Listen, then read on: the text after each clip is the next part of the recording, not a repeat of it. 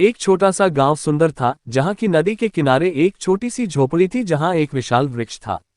वहां के बच्चे हर दिन नदी के किनारे खेलते और मिलजुल कर वहां की हरियाली की सुंदरता को सभी महसूस करते।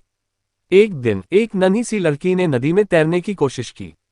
वह नदी की धारा के साथ बह रही थी, लेकिन वह डूबने की बजाय पानी की धारा उसे किनारे की ओर ले जा रही थी।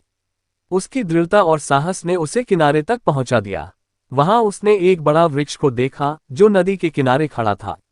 ऐसा लग रहा था वह वृक्ष उसे एक महत्वपूर्ण सीख देने वाला था। वह पेड़ जो बड़ी साहसिकता से नदी के किनारे खड़ा था, लेकिन उसका मूल मकसद नदी की धारा को रोकना नहीं, बल्कि उसे अपनी ऊंचाई और महत्व को बनाए रखना था। वृक्ष की ऊंचाई एक बीज से बड़े वृक्ष तक के सफर के संघर्ष की कहानी बता रही थी।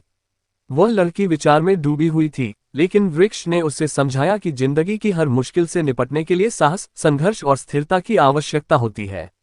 लड़की को हैरानी हुई, ये वृक्ष बोलता भी है। वृक्ष ने कहा, हाँ, मैं तुम्हें सुन सकता हूँ। तभी वृक्ष ने अपने बीज से वृक्ष तक होने के सफर का महत्व समझाया। वह लड़की ने वृक्ष से अपने सपनों और लक्ष्यों के बारे में बताया कि मैं जीवन में कुछ बनाना चाहती हूँ, सफलता की ऊंचाई को छूना चाहती हूँ। वृक्ष ने उसे समझाया कि सपनों को पूरा करने के लिए उसे सही दिशा में समर्पितता और संघर्ष की आवश्यकता होती है।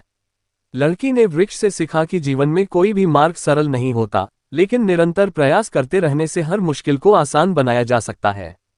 वह लड़की बड़ी होकर दुनिया की एक सबसे अच्छी तैराक बनाना चाहती थी। वृक्ष ने उसे समझाया कि हर कठिनाई से लड़कर ही हम अपने लक्ष्यों को प्राप्त कर सकते हैं। वह लड़की ने वृक्ष की सीख को अपनाया और उसने निरंतर प्रयास करके अपने सपनों को पूरा किया। इस कहानी से हमें ये सीखने को मिलता है कि जीवन में सफलता के लिए साहस, संघर्ष और स्थिरता की आवश्यकता होती है। हर कठिनाई को पार करने के लिए हमें अपने सपनों के प्रति समर्पित रहना चाहिए और निरंतर प्रयास करते रहना चाहिए। यही हमें अपने जीवन में सफलता की ऊंचाइयों तक पहुंचाता है।